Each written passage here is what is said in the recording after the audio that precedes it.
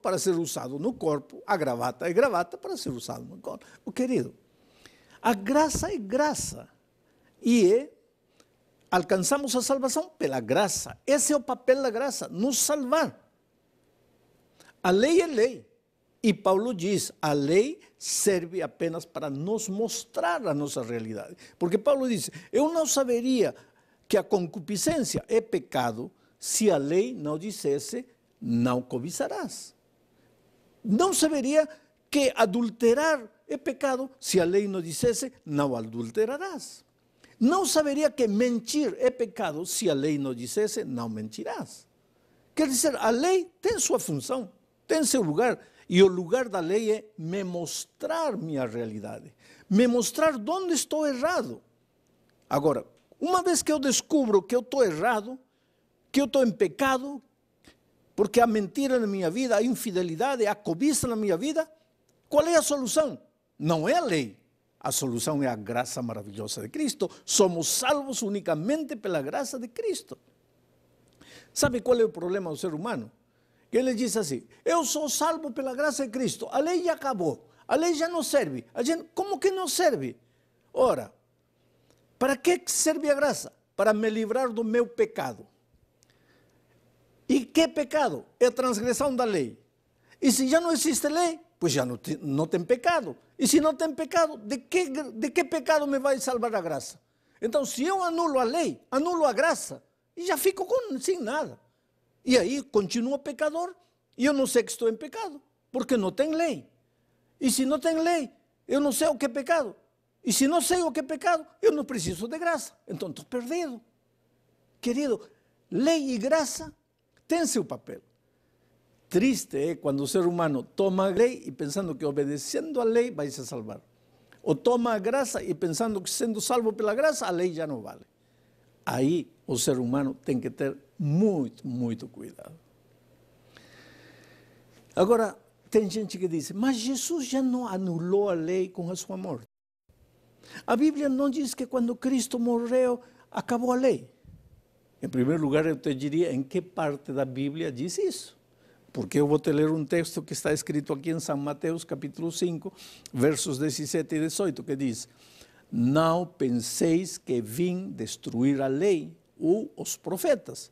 Eu não vim destruir, mas cumprir. Porque em verdade vos digo que até que o céu e a terra passem, de modo nenhum passará da lei um só i ou um só tio, até que tudo seja cumprido. Quer dizer, aqui está claro, Jesus não veio anular a lei, ele veio cumprir. Mais ainda, ele veio nos dar exemplo.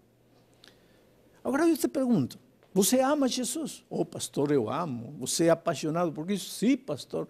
Você ama a graça maravilhosa de Cristo? Oh, pastor, sem a graça de Cristo eu estaria perdido. Você aceita que Jesus é tudo na tua vida? Claro, pastor, sem Jesus minha vida não é nada. Que maravilhoso. Que maravilhoso que você ama Jesus. Agora, como você prova seu amor por Cristo? Veja o que diz São João, capítulo 14, verso 15. Se me amardes, guardareis os meus mandamentos. Então, eu vou te perguntar agora, querido, você ama Jesus? Calma, calma, não se apresse em responder. Eu te pergunto, você ama Jesus? Se você guarda seus mandamentos, você ama. Se você não quer saber nada com os mandamentos, por favor, não me diga que ama Jesus. Porque quem está dizendo isto é o próprio Senhor Jesus Cristo. Ele diz assim, se me amardes, então guardareis meus mandamentos. Está claro. Não tem por que se confundir, porque está completamente claro. Agora, tem uma coisa. A Bíblia, que também é profecia, já anunciava uma coisa. Veja o que diz Romanos capítulo 1, verso 25. Diz, pois trocaram a verdade de Deus pela mentira e adoraram e serviram a criatura antes que ao Criador, que é bendito eternamente. Amém. Os seres humanos que não tem a Cristo no coração, porque para ter a Cristo no coração não basta dizer eu creio em Cristo, eu amo Jesus. Já falei, e Jesus disse claramente isso, que quando Cristo voltar, não todo aquele que diz Senhor, Senhor entrará no reino dos céus. Não basta dizer Senhor, Senhor para ter a Cristo no coração. Mas gente que não tem a Cristo no coração vai tentar trocar a lei de Deus. Vai tentar mudar a lei de Deus. E aí está o perigo. Veja o que diz São Marcos, capítulo 7, versos 6 a 9. Diz assim: respondeu-lhes: bem profetizou Isaías acerca de vós, hipócritas, como está escrito: este povo honra-me com os lábios, e seu coração, porém, está longe de mim. Mas em vão me adoram, ensinando doutrinas que são preceitos de homens. Vós deixais os mandamentos de Deus e vos apegais a tradições dos homens. Disse-lhes ainda: bem sabeis rejeitar o mandamento de Deus para guardardes a vossa tradição. Oh, querido, cuidado. Cuidado. Não basta dizer eu amo Jesus. Não basta dizer eu estou seguindo as tradições da igreja. Tradições de igreja? Palavra de Deus ou tradição de igreja? A santa lei de Deus eterna, porque é o reflexo do caráter de Deus, ou tradição da igreja? O que você vai fazer? O que decisão você vai tomar? Digo mais uma coisa. Se você diz que conhece ao Senhor, o que deveria fazer? Vamos ler 1 de João, capítulo 2, verso 4. Diz assim: aquele que diz, eu o conheço, e não guarda os seus mandamentos, é mentiroso, e nele não está a verdade. Isto me faz pensar seriamente. Porque se eu digo, eu te amo, mas não quero guardar os mandamentos, o próprio Senhor Jesus disse, eu sou um mentiroso. E você acha que os mentirosos entrarão no reino dos céus? Então, querido, há momentos na vida em que a gente precisa tomar decisões. Há momentos na vida em que a gente precisa, por mais... Outro dia eu estava viajando para os Estados Unidos, uma menina chorava. Na hora de se despedir fora do aeroporto, lá na sala de espera, chorava. E quando entro no avião, descubro que ela está sentada ao meu lado, chorando. Eu falei, olha, se te dói tanto, por que está indo para os Estados Unidos? E ela disse, é que eu quero aprender inglês. Quer aprender inglês? Então, para aprender inglês, tem que fazer um sacrifício. E tem que chorar. Oh, querido, quando você encontra a palavra de Deus, não é só aprender inglês. A vida eterna, a liberdade em Cristo. E você acha que é fácil tomar decisões? Não é fácil. Agora, você entendeu no estudo de hoje que a lei de Deus é o caráter de Deus. Que a lei não te salva, mas que a lei existe. E se você for salvo em Cristo, quer andar nos ensinamentos da lei de Deus, então entregue o coração a Jesus e tome sua decisão agora, porque amanhã pode ser tarde demais. Hoje é o dia de boa nova. Que Deus te abençoe. As tuas verdades, Senhor, desejo guardar onde eu for. Por isso eu as escondi dentro do meu coração. Pretendo seguir teu querer e o teu grande amor entender. Eu sou teu filho, tu és meu pai. Na tua mão eu não largo jamais. A tua verdade me faz ser livre e feliz outra vez. E nela eu posso encontrar a fórmula para vencer. Luz que ilumina o caminho, fonte de todo saber. A tua lei é perfeita,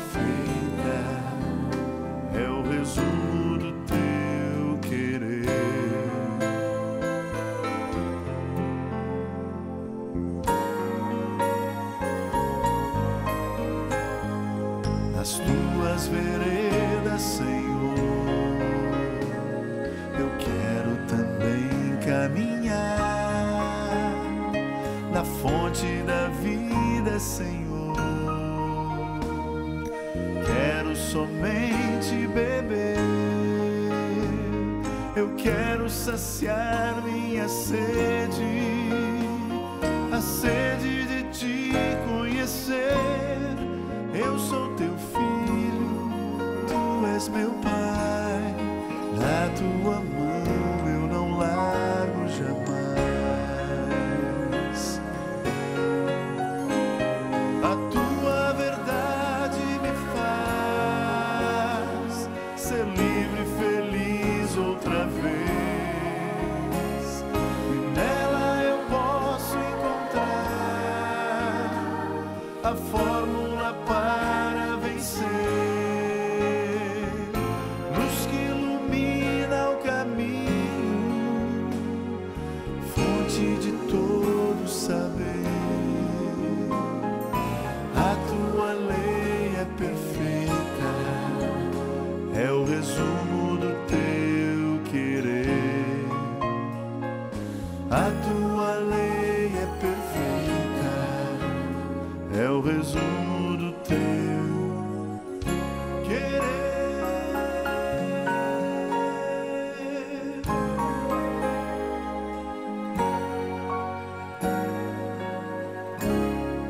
O tema da Lei de Deus introduz o assunto do próximo estudo, o dia esquecido. O pastor Alejandro Bulhon falará para nós sobre o sábado no próximo tema. Feche os seus olhos para uma oração. Querido Pai, ajuda-nos a obedecermos ao Senhor de todo o nosso coração. Abençoa este teu filho que nesse momento decide aceitar a tua lei como regra para a sua vida, a fim de lhe dar segurança de que ele está fazendo a tua vontade. Conserve-o em teus caminhos. Em nome de Jesus. Amém.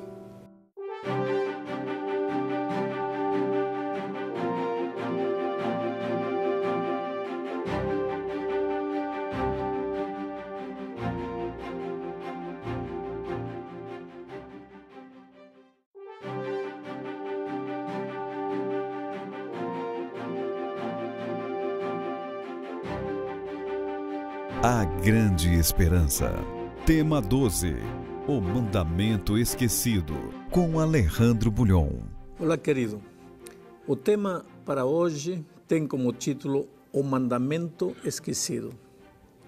Sabe que tem muito cristão sincero, maravilhoso, filhos lindos de Deus, que com toda sinceridade não matam, não roubam, porque acham que tudo isso é uma ofensa a Deus, magoar o coração de Deus. Respeitam 9 mandamentos, mas o 4º mandamento, eles deixam de lado e acham que o sábado já não tem importância, que qualquer dia é qualquer dia.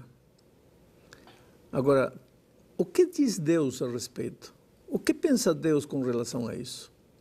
Naturalmente, para isso, precisamos ler o texto bíblico. E vamos ao texto bíblico. Gênesis capítulo 2. É no início da Bíblia, praticamente. Vejam o que diz. Gênesis capítulo 2, versículos 1 ao 3. Assim foram acabados os céus e a terra, com todo o seu exército. Ora, havendo Deus completado no dia 7º a obra que tinha feito, descansou nesse dia de toda a obra que fizera. Abençoou em Deus o 7º dia e o santificou, porque nele descansou de toda a sua obra que criara e fizera. Muito bem, vamos a pensar no que Deus está dizendo aqui.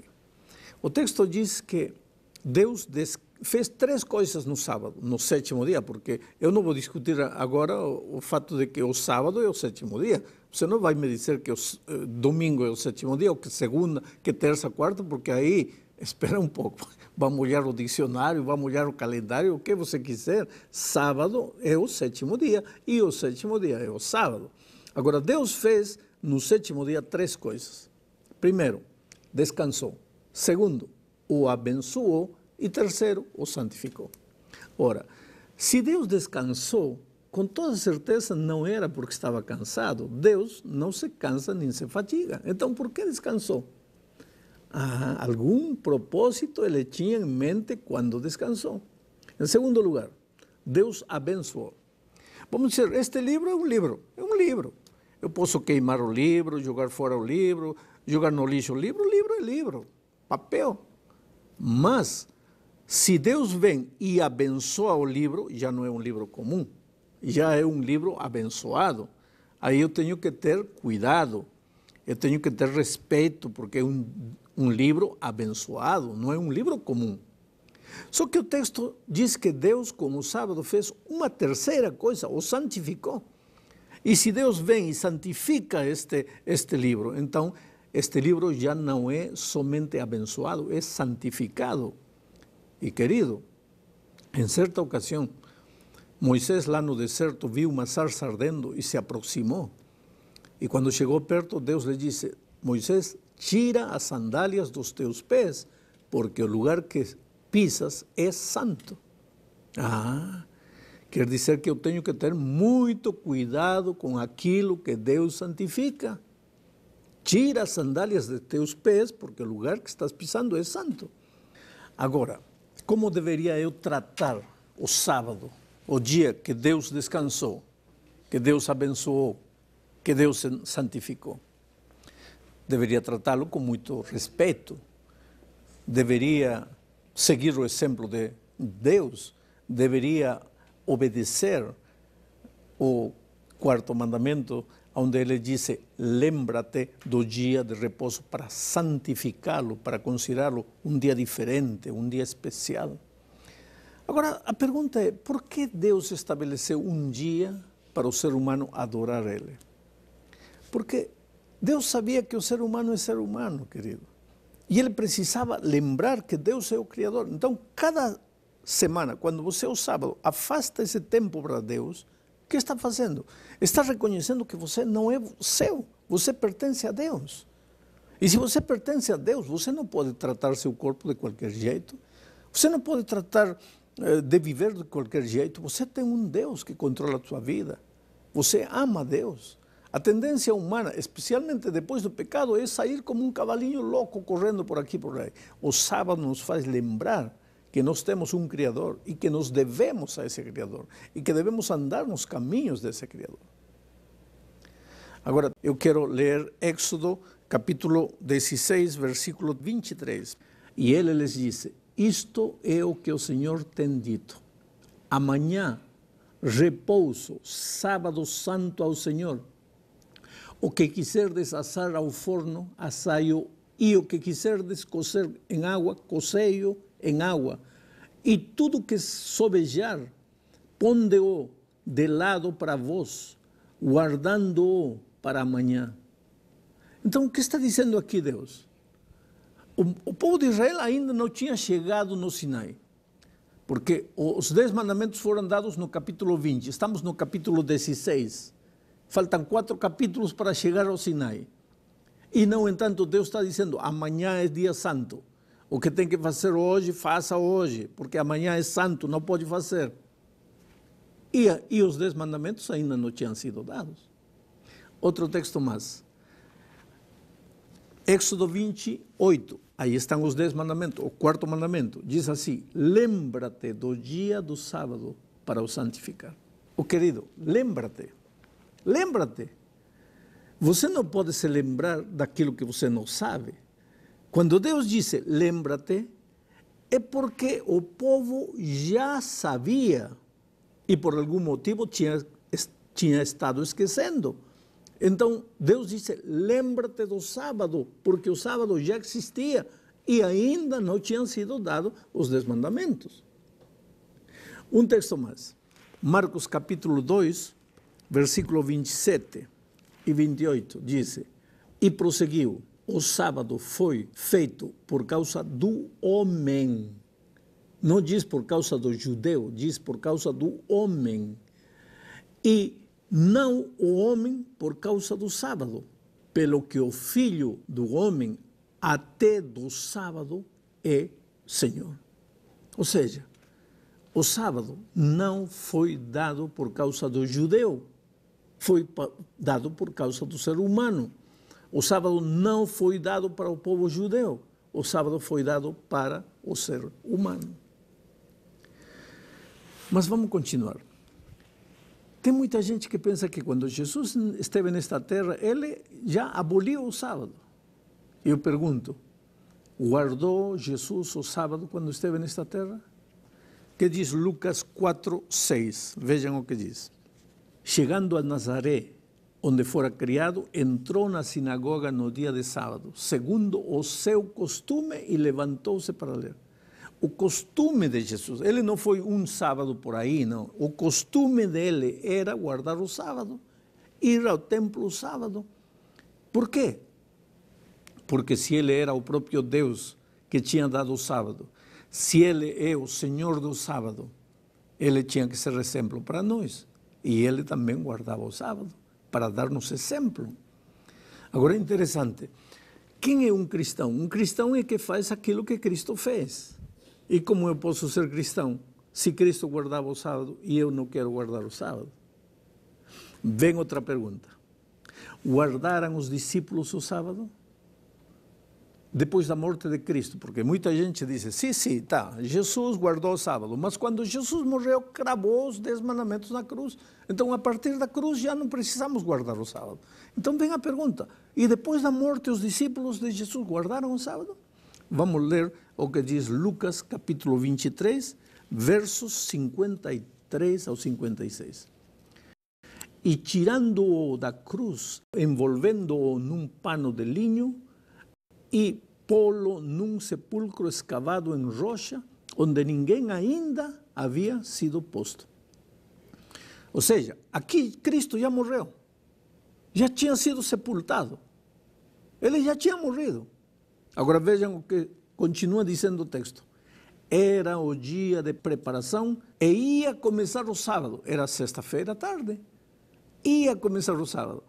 E as mulheres que tinham vindo com ele da Galileia, seguindo a José, viram o sepulcro e como o corpo foi ali depositado. Então voltaram e prepararam especiarias e ungüentos, e no sábado repousaram conforme o mandamento. Oh, querido, aqui há algo muito interessante. Jesus já tinha morrido e as mulheres que seguiram a Jesus continuavam guardando o sábado. Mas Jesus já estava morto, então como que ele cravou os mandamentos na cruz? Ah, você vai dizer, mas pastor, Jesus acabava de morrer, aí lógico que eles continuavam guardando, mas um ano depois já não. Ah, não. Sabe quando foi escrito o Evangelho de São Lucas? 20 anos depois da morte de Cristo.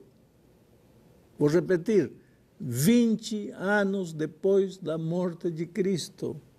E quando Lucas conta a história, diz, e as mulheres guardaram o sábado conforme ao mandamento. Ou seja, 20 anos depois da morte de Cristo, para Lucas, o sábado continuava sendo conforme o mandamento. E agora vem a pergunta, e os outros discípulos, eles também guardaram o sábado? Bom, vamos ler alguns textos.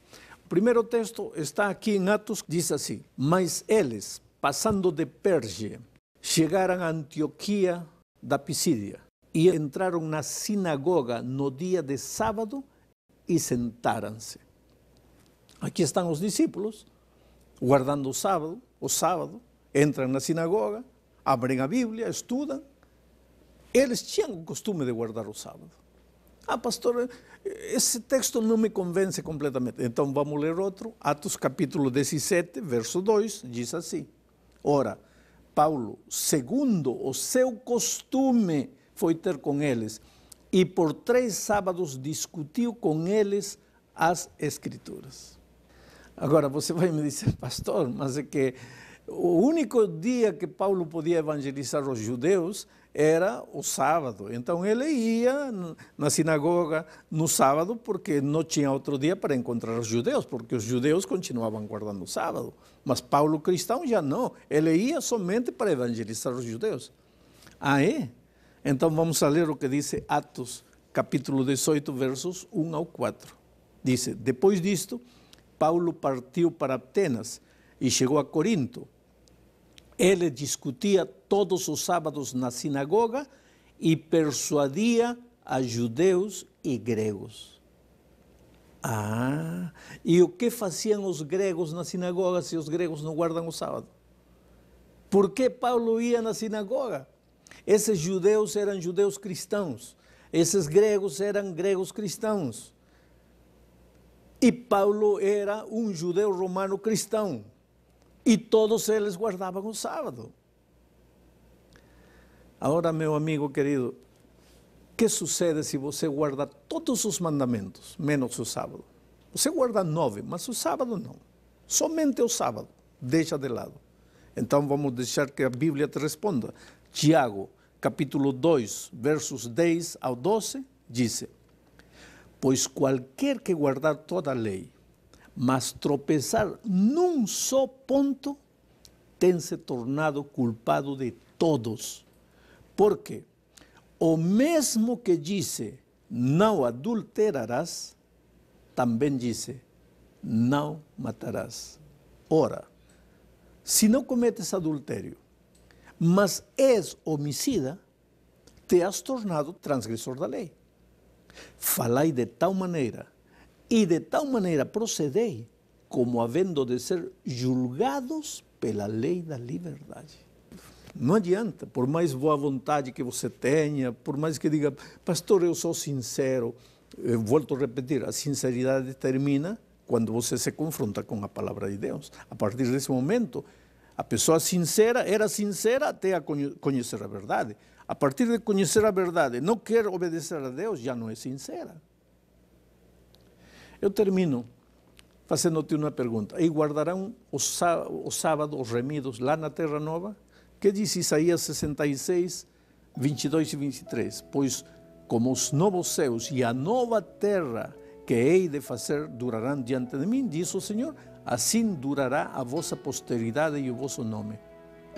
E acontecerá que desde uma lua nova até a outra, e desde um sábado até outro, virá toda a carne a adorar perante mim, diz o Senhor. Olha, quando Jesus voltar, tudo que nós fizemos nesta terra, dirigidos pelo Espírito Santo, vamos continuar fazendo na eternidade, dirigidos pelo Espírito Santo. O Espírito Santo te ensina, o Espírito Santo te mostra a verdade, o Espírito Santo te ajuda a caminhar no caminho. Se você pede a Deus que nesta terra te ajude a andar no caminho de Deus, a obedecer a Deus, a guardar o santo sábado que Deus ordenou, quando Cristo voltar, você também se deleitará em guardar o sábado por toda a eternidade. Entra no repouso do Senhor, aceita o repouso do Senhor, aceita o descanso de Deus para você. Que Deus te abençoe.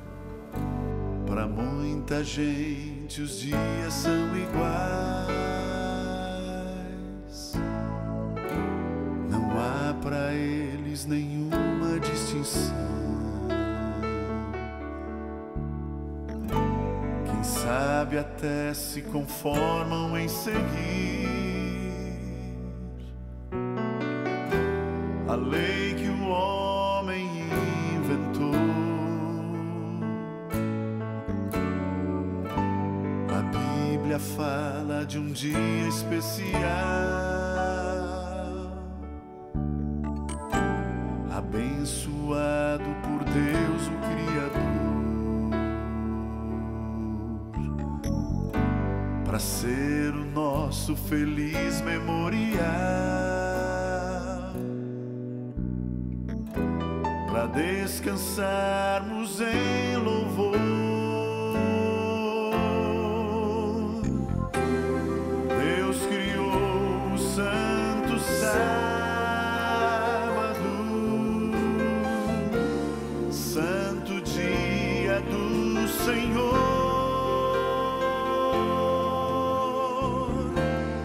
um presente para o homem, desfrutar a lei do amor.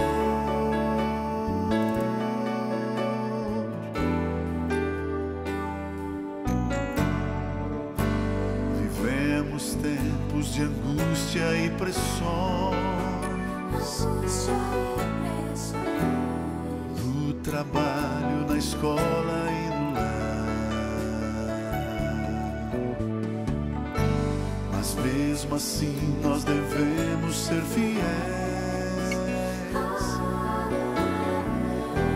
pois nosso Deus bem perto está. Deus criou o santo sábado,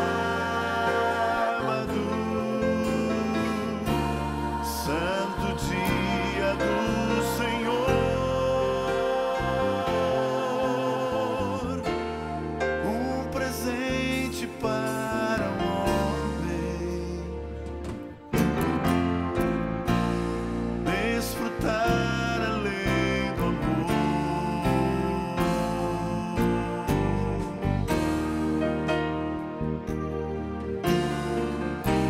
Sob suas asas vou voar,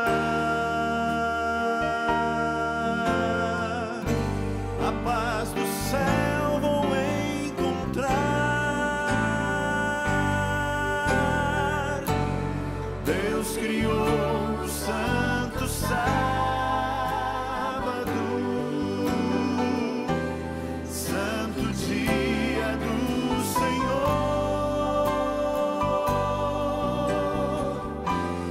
um presente para o homem, desfrutar a lei do amor, desfrutar a lei do amor.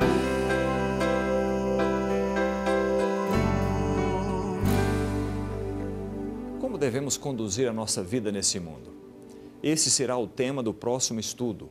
O pastor Bulhon vai falar sobre princípios da vida cristã. Feche os seus olhos, vamos orar. Querido Pai, obrigado porque a Tua palavra nos orienta. Ela é luz para o nosso caminho e nos diz como viver a vida cristã. Aceita, Senhor, a nossa escolha e a nossa decisão de fazermos a Tua vontade. Em nome de Jesus. Amém.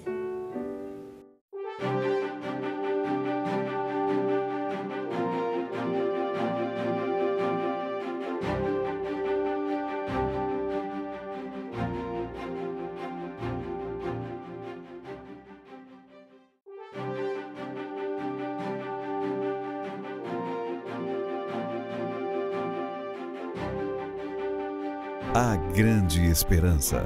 Tema 13. Princípios da vida cristã. Com Alejandro Bulhon. Olá, querido.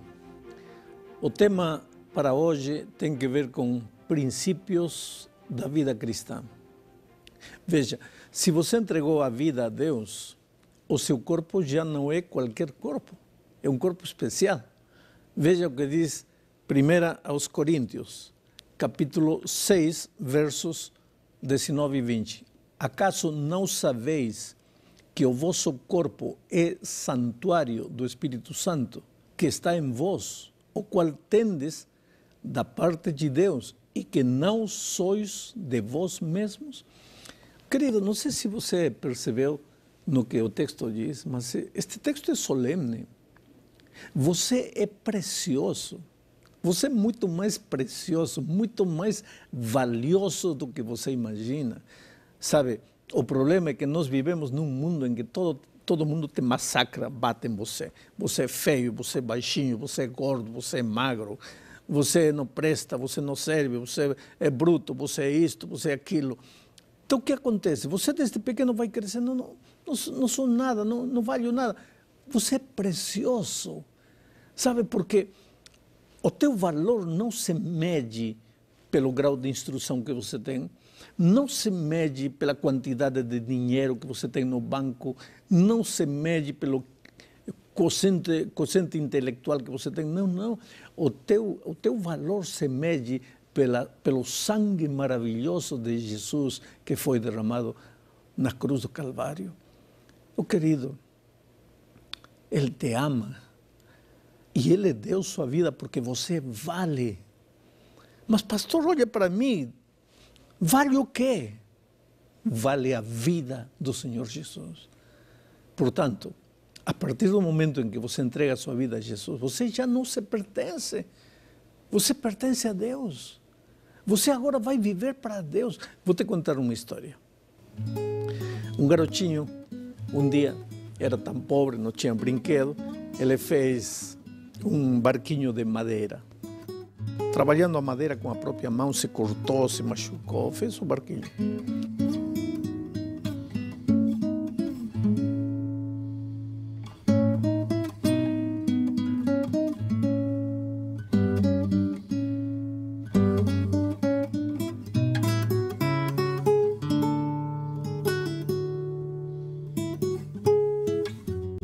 E brincava, ia no rio, soltava lá, o barquinho ia vindo, ele acompanhava pela beirada do rio, corria lá, esperava com o barquinho lá embaixo, depois pegava o barquinho novamente, soltava lá no rio, corria pela beira, esperava lá embaixo. E uma dessas soltou e quando chegou lá o barquinho não estava.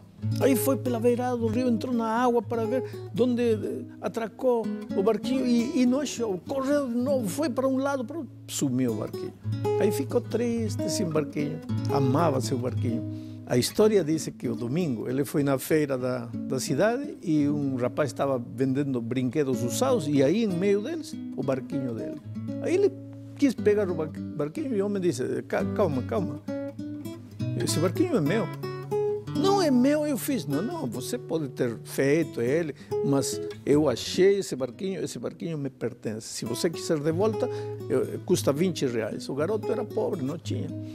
Mas foi lá, trabalhou, procurou emprego, sangrou as mãos de novo trabalhando, arrumou os R$20 e voltou e comprou o barquinho. E a história diz que chegando em casa abraçou seu barquinho e começou a chorar e disse, barquinho, barquinho, tu és meu. Você é meu, duas vezes meu. Meu porque eu te fiz e meu porque eu te comprei.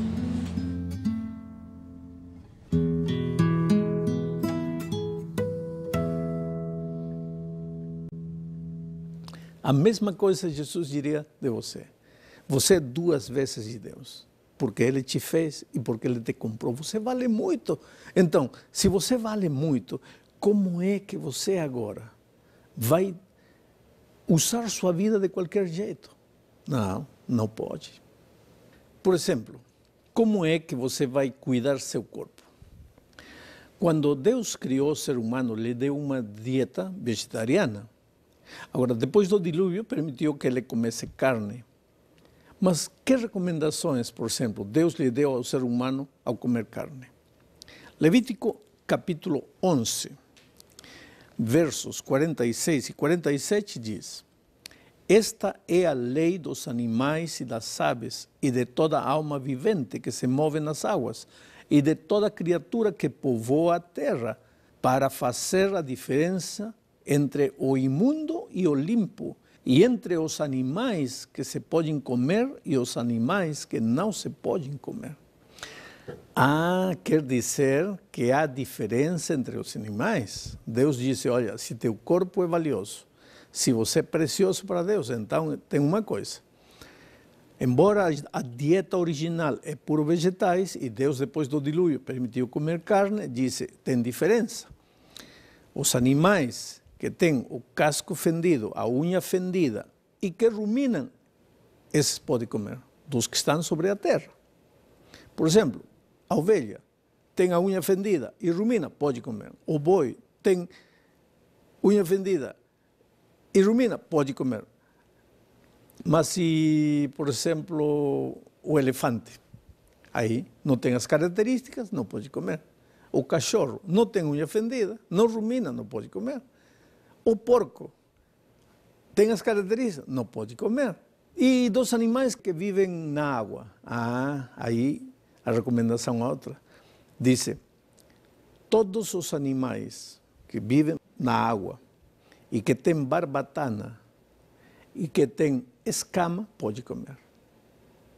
Eu pergunto para você, o camarão tem barbatana, tem escama? Enfim, eu não vou mencionar aqui detalhes, mas você pode analisar. E das aves, aí há uma lista inteira. Você precisa ler todo o capítulo 11 de Levítico para ver as recomendações que Deus te dá com relação ao corpo. Agora, tem mais. Cuidar o corpo não é somente comer. Na bebida, tem que beber água. O que mais? Suco de fruta. O que mais tem que beber? E que não pode beber? O que vai destruir teu corpo? Vamos ver isso, o que diz aqui Provérbios, capítulo 20, versículo 1. O vinho é escarnecedor e a bebida forte alvoroçadora. Todo aquele que por eles é vencido não é sábio. E mais um texto, Provérbios, capítulo 23, versículos 29 ao 32. Para quem são os ais? Para quem os pesares? Para quem as rixas? Para quem as queixas? Para quem as feridas sem causa? E para quem os olhos vermelhos? Para os que se demoram em beber vinho, para os que andam buscando bebida misturada. Não olhes para o vinho quando se mostra vermelho, quando resplandece no copo e se escoa suavemente, pois ao cabo morderá como a cobra e picará como o basilisco. Se esconde como a cobra, se esconde. E quando você menos espera, já te mordeu. Assim é o álcool. Você começa com um copo, não sente nada, daqui a pouco já está fazendo tonterias. Tem gente que está na prisão porque matou na hora da bebedeira, perde a consciência. Deus te ama, Deus quer o melhor para você, Deus quer o melhor para teu corpo.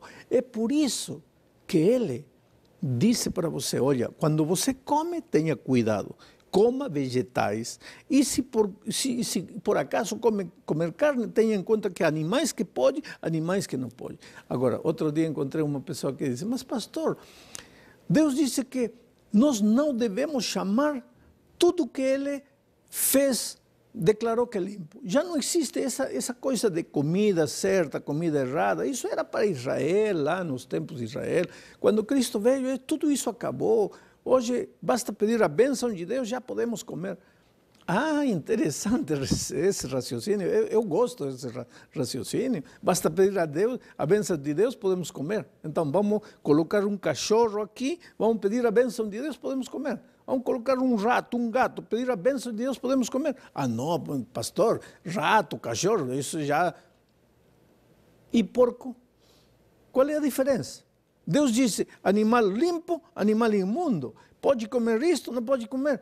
Por que eu peço a bênção de Deus só para o que eu quero? Ah, querido, aí está. Por isso que vida cristã, mais do que você deve, você não deve, vida cristã é amor. Quando você entregou seu coração a Deus, você ama Jesus. Você se deleita em querer ver nos olhos de Jesus um brilho de felicidade, um brilho de alegria. Para mim, o que governa a vida é um princípio. E esse princípio está registrado aqui em 1 Coríntios, capítulo 10, verso 31. Diz assim, portanto, quer comais, quer bebais, ou façais outra qualquer coisa, fazei tudo para a glória de Deus. O que deve motivar tua vida é o amor por Cristo. Quando você começa a viver com Jesus, vai descobrir duas coisas. Primeiro, há muitas coisas que Jesus quer e você não quer. Ele gosta e você não gosta. Há muitas outras coisas que você quer e ele não quer. Você gosta e ele não gosta. E aí, vai fazer o quê? Aí deixa o amor de guiar teu coração. O problema é que nós queremos ser cristãos, mas queremos viver como nós queremos. Ora, se somos de Cristo, pois vamos caminhar no caminho de Cristo. Se eu estou apaixonado por Cristo, se eu amo Jesus, eu quero ver um sorriso no rosto de Jesus. E aí eu vou te contar uma história que muitas vezes eu já contei, você deve ter me ouvido falar alguma vez. Quando eu casei, minha esposa era de uma região do país onde havia muita fruta. Eu vim de uma região onde não havia fruta, então eu cresci sem comer fruta. Eu via as pessoas comendo mamão, olhava e pensava, mas como o povo gosta de mamão? Eu não gostava, não comia e nunca fiz questão. Casei. No primeiro café da manhã que minha esposa preparou, entro na sala de jantar assim e um enorme mamão na mesa. Eu vi o mamão e olhei para minha esposa, era o primeiro café da manhã que ela me preparava. Ela com um sorriso, como dizendo, tomara que ele goste do café da manhã que preparei. E eu, quando vi o mamão, eu quis dizer, filha, eu não gosto, mas quando vi o brilho dos olhos dela, pensei, meu Deus, eu amo esta menina. Como que eu vou dizer que eu não gosto de uma coisa que ela apresenta com carinho? Pensei, meu amor não será maior do que este mamão? Peguei o mamão, ela pegou o mamão, partiu pela metade, metade para ela, metade para mim. Eu fiquei com o mamão aí. Minha mãe, quando eu era garoto, me dava purgante, azeite de ricino. Não sei se você tomou a coisa mais horrível que existe. E eu chorava para tomar, e ela dizia, filho, na vida você vai comer coisas piores. Agora, quando você não gostar de uma coisa, aguenta a respiração, fecha os olhos e manda para dentro. Eu nunca pensei que o conselho de minha mãe ia servir. Aquele dia, vi o mamão, fechei a respiração e e acabei o mamão. E olhei para ela, um sorriso de alegria, de felicidade. Ele gostou. Bueno, tudo bem, aquele dia passou. No dia seguinte eu levanto, entro na hora do café da manhã, outro mamão na mesa. Aí pensei, meu Deus, eu não vou comer mamão todo dia. Agora eu vou dizer que não gosto. Mas eu vi o brilho nos olhos, não tive coragem. Aí ela partiu o mamão, metade para ela, metade para mim. E eu perguntei, você gosta muito de mamão? Ela disse, para mim não existe café da manhã sem mamão. Aí eu fechei os olhos e comecei a imaginar o resto da minha vida. Será que vou ter que comer mamão todo dia? Querido, já estou casado quase 45 anos. Se você me perguntar hoje, pastor, qual é a fruta que mais gosta? Mamão. Em que momento aprendi a comer? Não sei. Agora, por que aprendi a comer? Por amor. Querido, quando você se apaixonar por Cristo, tudo que Deus te diz na sua palavra, você vai fazer com alegria. Por quê? Porque vai ver um brilho de alegria nos olhos dele. Agora, se você não estiver apaixonado por Cristo, aí você dizer, não posso. Esta vida é chata, esta vida cristã é chata, esta igreja é chata, porque você não ama Jesus. Por isso que tem que entregar seu coração a Jesus, amá-lo com todo o coração e deixa que Ele guie a tua vida. E para terminar, quero te ler Efésios capítulo 2, versos 1 ao 3. Diz, Ele vos deu vida, estando vos mortos nos vossos delitos e pecados, nos quais andastes outrora segundo o curso deste mundo, segundo o príncipe da potestade do ar, do espírito que agora atua nos filhos da desobediência, entre os quais também todos nós andamos outrora, segundo as inclinações da nossa carne, fazendo a vontade da carne e dos apetites da carne. Mas, querido, você já não vive isso. Você já foi transformado por Jesus. Então, teu corpo é templo do Espírito Santo. Vista seu corpo. Cuide seu corpo. Preocupe-se pelo seu corpo, porque seu corpo não pertence a você, pertence a Deus. Que Deus te abençoe. Na miragem do deserto, um oásis avistei, mas as águas cristalinas são amargas como fel. Aparências que me enganam, a esperança não valeu. Quando o sonho se acaba, minha sede é mais cruel. Mas Deus é o Senhor que me sara. As fontes da minha alma Ele restaura. Faz um milagre a cada dia, transformando minha vida em ricas fontes de águas vivas, doces como mel.